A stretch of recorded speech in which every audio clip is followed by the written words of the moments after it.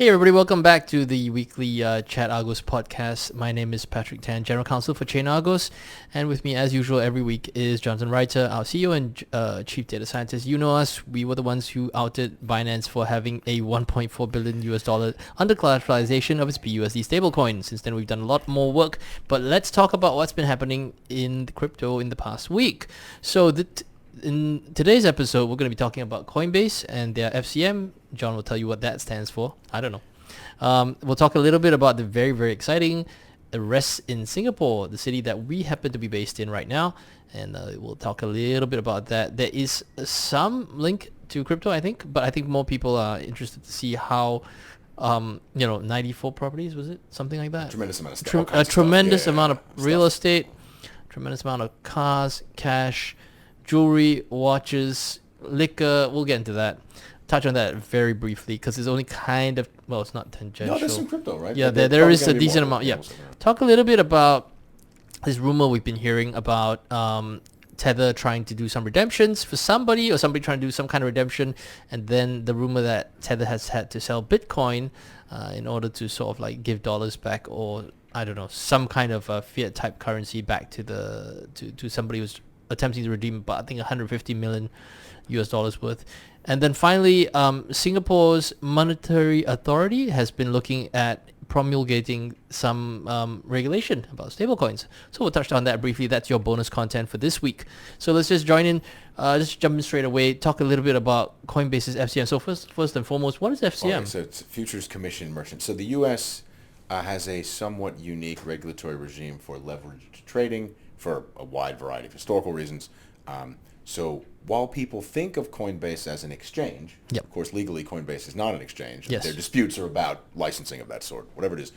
What Coinbase has gotten here is a license akin to that of being a futures broker. There are a lot of these, and you can do this as a reasonably small operation.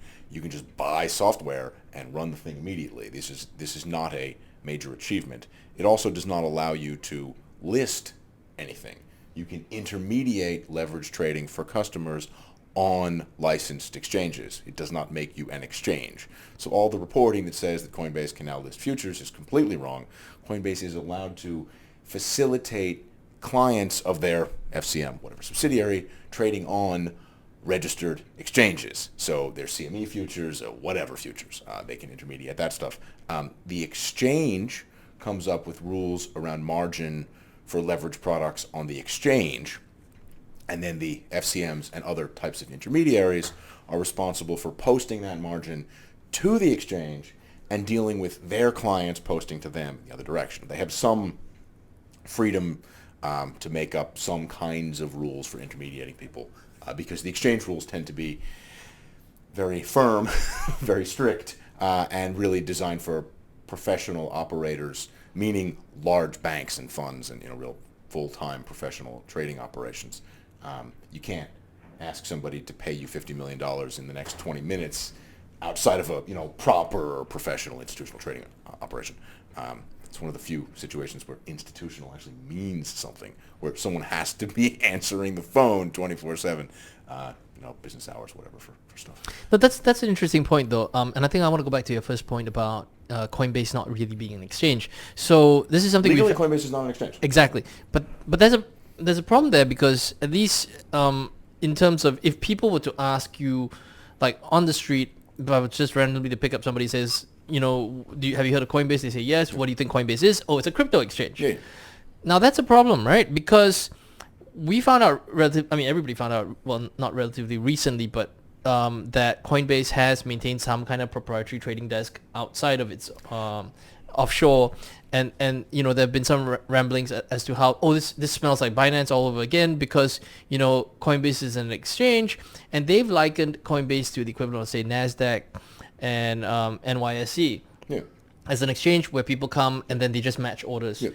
Now you, on the other hand, take a different view of that Coinbase isn't an exchange. I'm not taking a different view. I mean, colloquially, Coinbase is an exchange. Correct. Legally, Coinbase is a money transmitter. Coinbase is not an exchange. Yes, so they don't have correct. They don't have a license there is no legal prohibition on a money changer having a trading operation. You can have a conversation of whether or not you think it's morally wrong. No, correct. But this is crypto exchanges generally speaking, there are some parts of the world where you can sort of get a license for some things, an exchange type license for some things, are not legally exchanges. And so expecting them to adhere to rules that don't apply to them is unreasonable. It would be ridiculous if the New York Stock Exchange had a proprietary trading, or frankly any kind of client OTC, customer facilitation, whatever operation for trading on New York Stock Exchange listed stocks. That would be insane. Coinbase isn't that, so yeah. No, and that's good. That's a good point, because this is something I think nobody really has stopped to think about. Everybody just assumes that, because Coinbase is an exchange, as far as we know about it, from in simple terms. So therefore, the same way you wouldn't expect NASDAQ or the NYSE to have its own proprietary trading desk, or customer-facing operations at all, right? Because there'll be a huge conflict of interest there. I mean, you are the ones who put the numbers out. You probably have better access than anybody else, even if you never use that advantage. Even before that, were I an exchange member and it turned out the exchange was also facing clients directly, I'd be concerned the exchange was screwing me as a member from Correct. So there's too many conflicts of interest, which is why it's not done. Now, the interesting thing is that because even though Coinbase has held itself out to be an exchange, it doesn't operate under an exchange license. And the licenses that it does have is that of a money transmitter, and there's actually nothing stopping a money transmitter from having its own proprietary trading desk. They are stylistically an exchange. Yeah. Legally, they are an over-the-counter trading operation because there are no exchange licenses. Now, to some extent, Coinbase is right that there's no exchange license they can apply for. They could try to get a securities exchange license, whatever that stuff. Fine. Setting that aside, they haven't applied for it. They're an OTC trading operation. All right. I don't fault them for, if they're doing customer facilitation, trading, OTC, service and client, whatever type orders, because Coinbase is a fairly simple exchange, mechanically as an exchange, compared to real stock exchanges, futures exchanges, whatever. And most crypto exchanges are extremely basic. They support one or two order types in many cases, right? These are not complicated operations. So having some client-facing thing to beef that up a little bit, I don't have a problem with. Do I think it would be great for them to be trading their own money against their own clients? That's a different question. That's a different question. There are ways in which this is probably fine, and almost anything they're doing is almost certainly legal because, again, legally, they're not an exchange. Well, talking about legal then, we were running through some laws over the past week, and one of the things we realized is that if you have a license and you're doing something outside of the ambit of that license, it's as good as if you never had a license. Yeah, so the U.S. unlicensed money transmitter stuff is really quite interesting. So the federal government does not regulate in detail money transmitter activities. The states provide money transmitter type licenses. It is a federal crime to not have the appropriate state licenses for money transmissions that you're undertaking. This is a stylistic version. This is not word for word how these rules work. However, you are an unlicensed money transmitter under federal law if you don't have the relevant state licenses for what you're doing, or if you're acting outside the scope of the licenses that you do have. So if you're a licensed money transmitter and do things that don't fit within the scope of that license, you're committing the federal crime of unlicensed money transmission, which is kind of weird. I don't know if it was written that way on purpose. I imagine that it was. These types of laws in the U.S. are generally written quite broadly. Yeah. But it's an interesting situation there. I think that means, 46 or 47 states that have money transmitter licenses? Yes. So you can commit the same crime 47 times at once? That's a lot of counts. Yeah. Because generally the state money transmission rules, again, going through this stuff a few days ago, states don't prescribe AML KYC requirements in great detail. They point to other federal laws and say the condition of your New York State money transmitter license is establishing procedures consistent with that federal law over there. And then that federal law says if you didn't follow the procedures the state required, you're now committing this federal crime. So it's a bit of a, I'm not sure it was done that way on purpose or not or whatever, but that is definitely how it's written. Yep, absolutely. So speaking of which, what about Base? Well, yes, so I think Coinbase is going to have some trouble in that direction because of Base. So they are the operator of a permissionless blockchain, smart contract, whatever platform. But they acknowledge that they control the thing, right? They're the sole validator operator. Yep. They run the sequencer. They're running the bridges off Ethereum. So they completely control the system, and they have no way to do any KYC AML because they don't know who people are, because any Ethereum address just, deposit money. I think that means Coinbase is violating the conditions of all of their money transmitter licenses, and I think that means that Coinbase is committing dozens and dozens of violations of federal law all the time. Every block that comes out of base, I think, is doing that. It's too new. Nobody's really looked at it yet, at least from a... I don't think no money transmitter has ever set up a completely anonymous payment network before, because it's just, nobody would have thought to do that. I will say blockchain solves this, like it does let you do that, right? I mean, it looks a little bit like Liberty Reserve, right? My blockhead column should be coming out on that pretty soon. Tell us a little bit about this Liberty Reserve. Well, so Liberty Reserve was a money laundering operation. At least one guy's still in prison. Yes. He's got like another 8 years in prison or something. They were a huge money laundering operation out of the Caribbean, and they were allowing people to do anonymous whatever dollar payments, and they had all kinds of front companies to shift dollars from place to place. And they were eventually shut down. A whole bunch of people arrested. Everybody pled guilty. They were convicted, accused, whatever sentence, pleaded to unlicensed money transmission, as well as some money laundering violations and a number of other things. Now, they didn't have any licenses, so they were unlicensed in the sense that they didn't even apply for licenses. I think they tried to get a license in Costa Rica or whatever. There was some stuff. So the Coinbase situation is different than that. It looks to me like Coinbase is running a similarly permissionless payment network that they have a license. They're just violating the conditions. And apparently the way the law works in the U.S. is that violating the conditions of your license is prosecuted as being unlicensed. So I think there's going to be some noise about that coming out soon, mainly because Coinbase has been so public about how they're running Base. It's their whatever contribution that they will decentralize, which means they're running it right now. They opted in to these money transmitter licenses, right? They chose to do this.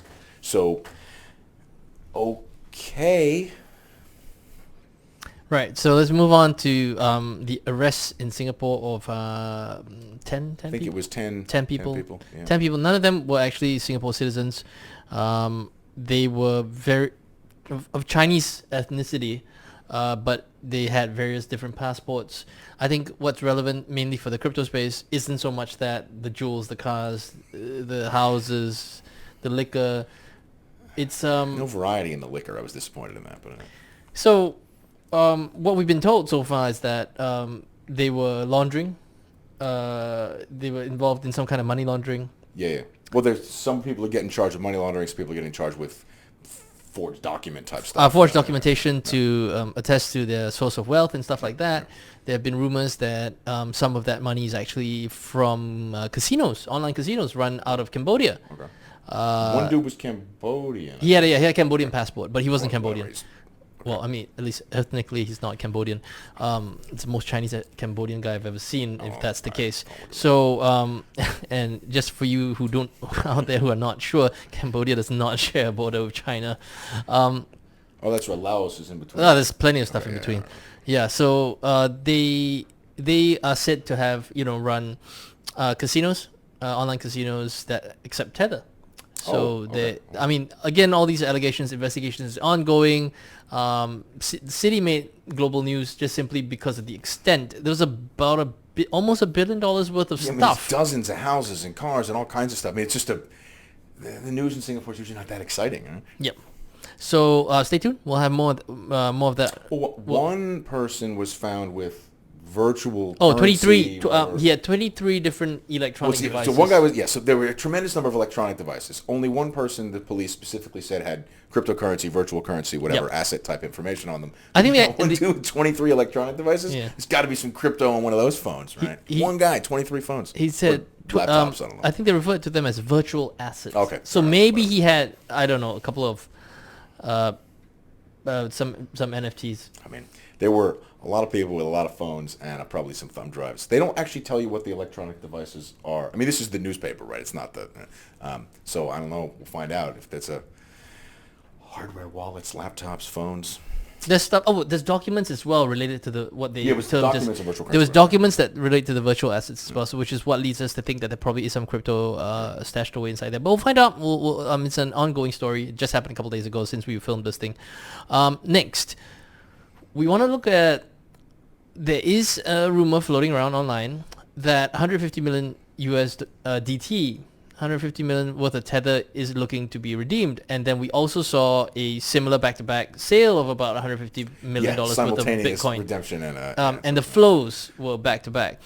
So one theory, of course, and I think there's, some merit in this theory, that because Tether doesn't have access to banking, or they have weird banking, banking. Yeah, so as a result, because if you think about it this way, if you are running the Tether treasury, why would you want to sell the asset that has the most amount of slippage and is likely to smash through all the order books of that kind of size? Because by some estimates, you don't actually even need that much Bitcoin to move the market. I think something like what was the number that was quoted me? I don't recall, but something like in the low double-digit millions is enough to move the market on any given day about 2 to 4%. Okay, it depends exchange time, whatever. But okay, fair enough. So why would you, as Tether, want to reach for the asset that is, well, not that liquid in the sense that you're going to affect? There's going to be tons of slippage.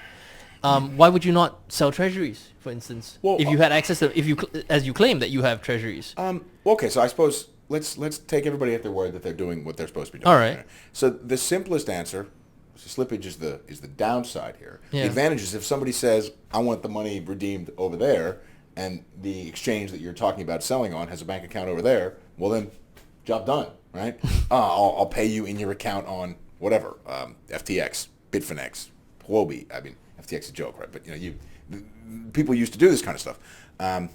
Fine. That's not crazy. The easiest way to process a Tether redemption into an exchange bank account is to either give the person the Bitcoin and say you sell it, or sell them and transfer the dollars on the exchange. Okay.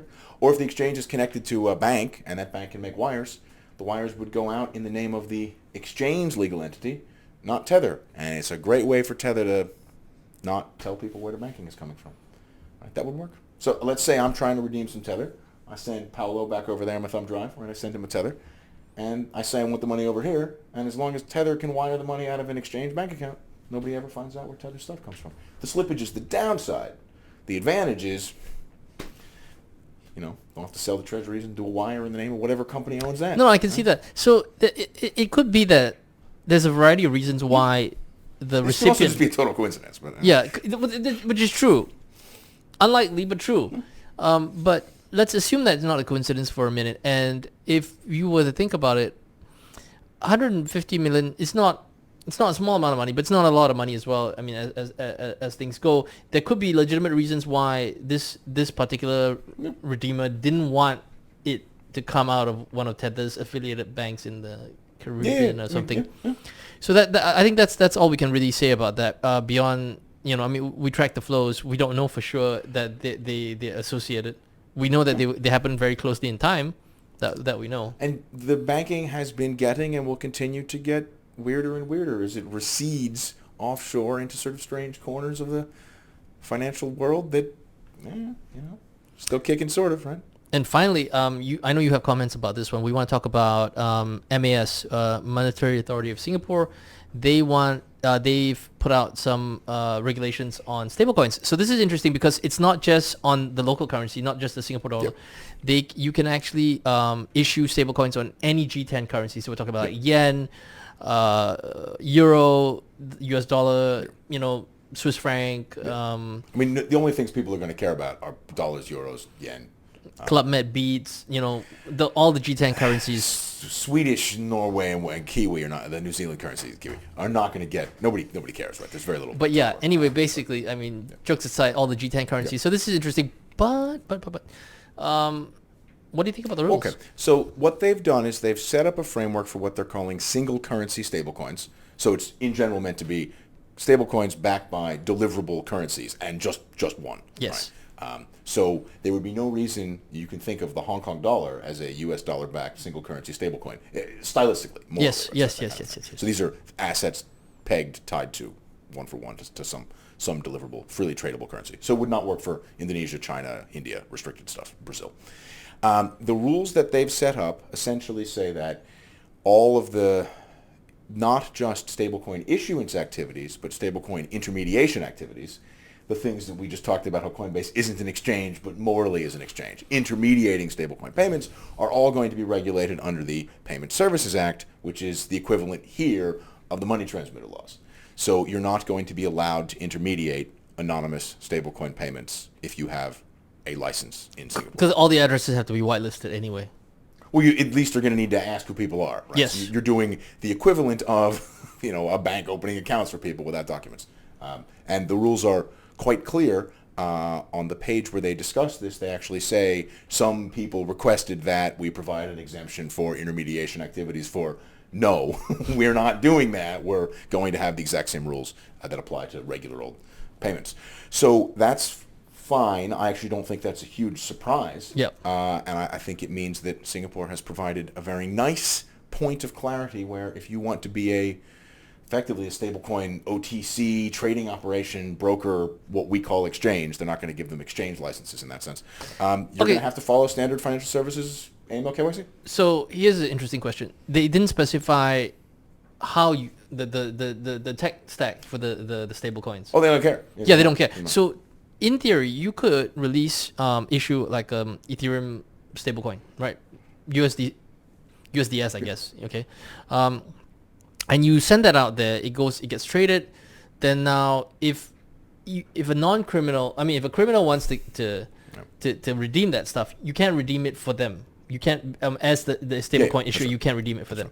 But if a proxy wants to do that, a proxy who has had their address whitelisted or is KYC'd on that platform can now charge a premium for laundering money for that person. Well, okay, I believe the crime that you're describing here is known as being a money mule. Correct. So all of this is going to be handled exactly like standard financial services. So if you're doing this for small amounts of money, if we walk over to Change Alley, where the money changers are, it's really called Change Alley here, just like it is in London from the old same money changers. And you do small amounts, nobody asks for documentation. And whatever the amount is, a couple $1,000s or something. I think it's 5 or 10. You got to bring your passport with you. And this is going to be just like that. So, and if you try to bring in a whole bunch of stable coins, they're going to ask where they came from. And if they came from some random DeFi protocol, it's banks doing AML KYC and deciding if it's okay or not. So I did have a question though. I was wondering how this thing would be policed. In the banking system, you understand how that could be policed because all the intermediaries tend to be banks. Now, here, right? Let's say now I issue on Ethereum. They do whatever it is they do. Maybe fund a casino, whatever. Who knows, right? It washes all the cycles because there are people going in and out. The only point in time where you care is actually when they're swapping the chips out to walk out of the casino. Well, no, sorry. They've made very clear that it's not just the issuance and redemption procedures that are subject to these requirements. It's the whole process. The whole intermediation processes. Yeah. So just facilitating me trading these things back and forth with you in exchange for some other thing. So if we're trading Bitcoin against stable coins, the Bitcoin part, so far, nobody cares. But the dollar leg, the single currency stablecoin leg, will fall under these rules. My concern, though, is that it all sounds really good on paper. I feel that, at least from a monitoring perspective, I feel that there are going to be some serious loopholes. It's the financial services industry, right? So there will be enforcement will not be 100%. This is the way it works everywhere in the world always because, system's not perfect, right? Correct. So large transactions, occasionally people will get caught. There will be scandals. There will be, fine, licenses will be difficult. There will be compliance departments. There you go, right? And it's just going to be more of, this happens in the banking system everywhere in the world all the time. Right? Banking systems do some money laundering and occasionally some people get in trouble and more or less whatever the rules change. Okay. They're just subjecting stablecoin activities. And we know because all the volume in crypto is stablecoins against something else. Some other thing. Yeah. That all of those transactions, at least one of the legs, falls under regular old payment services. I just think that the potential for abuse here is relatively high. This is the normal response you get on Twitter where they're like, yeah, well, look at what JP Morgan does. Well, no. Fine. You're right. The banking system's not perfect and it's hard. I think in this case, right, just simply because oversight is something I always feel that sometimes when regulators put out rules, they don't necessarily think that how are the police on the ground going to enforce it. That's my concern. Financial services regulation here is much like it is in much of the world where you submit procedures, they approve your procedures, they check if you followed your procedures, and if you messed up or your procedures were inadequate, they go after you. All right. I suspect there will be some interesting conversations when people apply for licenses for crypto activities and their compliance process is visibly, woefully inadequate. Again, I'm not saying large banks do a perfect job. I'm just saying, they do a job. I think that people who are thinking about issuing stablecoins out of this place, they really need to think about putting in place adequate measures to really do. And I'm not talking about regulatory oversight, kind of KYC, AML type, fill out the forms, kind of check the boxes and stuff like that, but do proper on-chain. Yeah, active automated stuff for looking at on-chain. Active automated on-chain stuff to so that you'll know where do these coins actually end up, because ultimately you're the one responsible, because you know. I mean, historically, the Chainalysis style approach has been to determine if coins, this is where this stuff originated, right? Came out of hacks, particularly known North Korean hackers or wallets or whatever, people that were sanctioned. I don't know whether $100 that comes out of Curve, Uniswap, whatever, is going to be considered okay and $50 million isn't, or where the line is or something. But if the regular Payment Services Act provisions are going to apply, you can't pull an 8-figure number out of an anonymous protocol and intermediate it. That would not be permitted. Right? You can't bring a huge bag of cash and go deposit it at the bank and not tell them where it came from. And the answer can't be, I found it. Like that there are procedures for these things, and those procedures are explicitly being applied here. We'll see. Anyway, interesting times. That's all we have for you this week. Thank you for watching. Thank you for taking time out of your precious schedules to spend a bit of time with us. If you have any comments, please put them down below. Otherwise, smash that like and subscribe button. It really helps the YouTube algorithm. We know that these videos have been helping some people out there to avoid scams, because you guys have left comments to the same and DM'd us to the same. So we appreciate it. If you guys just smash that like, subscribe, don't forget to share as well. So otherwise, we'll see you again next week, and hopefully we'll have even more interesting stories for you. Till then, me and John, bye-bye.